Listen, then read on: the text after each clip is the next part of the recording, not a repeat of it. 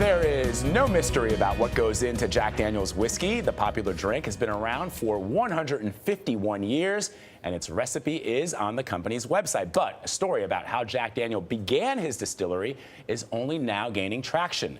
Michelle Miller traveled to Tennessee to learn how a man named Nearest Green helped make the brand a household name. Michelle, good morning. Good morning. You seem to know a lot about whiskey. I do know a little bit about something about whiskey. Uh-oh. Well, good morning. Well, some of the first clues about Nearest Green were in Jack Daniel's official biography, published back in 1967. Green was mentioned in this book about 50 times. Then his name seemed to disappear until one woman helped discover the truth at the heart of how Jack Daniel came to make whiskey. It's important to set the record straight because anyone who accomplished something like Nearest did should be honored. What Nearest Green, a slave, did was teach Jack Daniel how to make whiskey. It was on the cover of the New York Times International Edition. It was possible that an African American was behind Jack Daniels, and it's never been spoken about until now. For author Fawn Weaver, finding the proof of Green's legacy has become a passion bordering on obsession. This is my research room. Over the past year, Weaver's collected a library of documents, letters, and pictures, hoping to parse the truth from folklore. Finally, one of the elders in the community, and she says, well, you know, his name wasn't really Nearest. Well, his name was Nathan, and he's from Maryland. The oldest letter here is from 1898. After digging for over 2,500 hours and speaking to more than 100 relatives, it started to come together. I got so excited. Debbie Staples, a great-granddaughter of Green's, had heard the tales of whiskey from her grandmother. I knew she had no reason to make up a story like that. In the late 1850s, Jack Daniel, an orphan, started working for a wealthy landowner and whiskey distiller named Dan Call. This is where Jack Daniel grew up. Okay. Call teamed Daniel with Green, one of his slaves and his main whiskey man. And then after slavery, he started his own company, and the person he went to first was his mentor. And he did not see race as a barrier. She began pulling out all this research. Weaver soon found evidence in black and white. A 1972 article in the Tennessee Historical Quarterly listed Nearest Green as Jack Daniel's first head distiller. Mark McCallum is the president of Jack Daniel's Brands.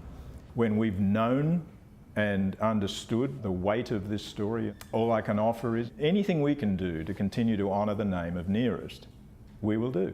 The company first acknowledged Green as Jack Daniel's mentor last year. There was an enormous amount of blowback. Such as? It ranged from some very positive commentary on the story to some very vitriolic. It was a very tense time in America as well. Then we were into that month or two leading up to the US presidential election. But I thought the last thing that America needed at that time was for Jack Daniel to come out again after all this commentary and raise up this story again. People had been saying this for a very long time, but there was not one shred of proof.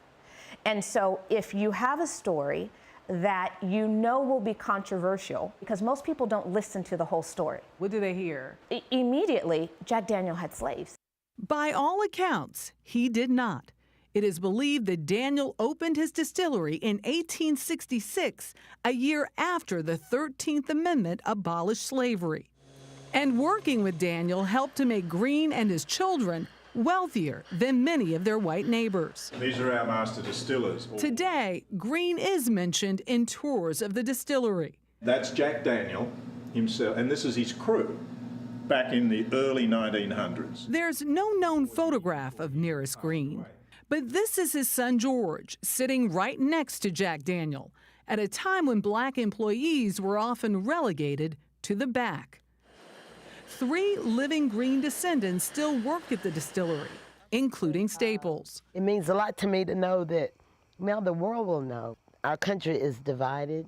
I know there's a lot of hate going, but you know, to be in the South and to have a relationship with someone that's, you would think that would never happen. Despite the deep racial divides of the American South in the 19th century, an improbable friendship brewed, one at the heart of a quintessentially American brand. For me, this project ends when I can go anywhere around the world and say Nearest Green, and people know who he is. I have never lived in this type of climate of race. And when I look at this story, this is the one story that's given me hope through everything else.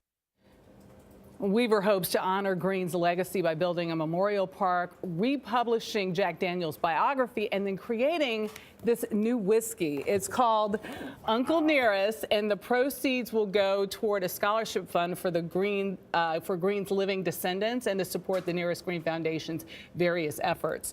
There is so much about that relationship between these two men that just astounded me. And one of the things that came out of this story was how Jack Daniel treated his black and white workers. And he paid them essentially, according to Fawn Weaver and according to the distillery, he paid them the same wage for the same work. Wow. And back it was, then, yes, back then, that and it was based on tenure. Wow. How long you had been with the company. I so admire Fawn Weaver. I'm thinking, boy, if you needed an investigation, we need to call her with the pretty eyes. I know. Well, all the work that she's done, that's an amazing story. She's a passionate young woman. Yeah, I no see wonder that. her dad was the author of Love Child from Motown.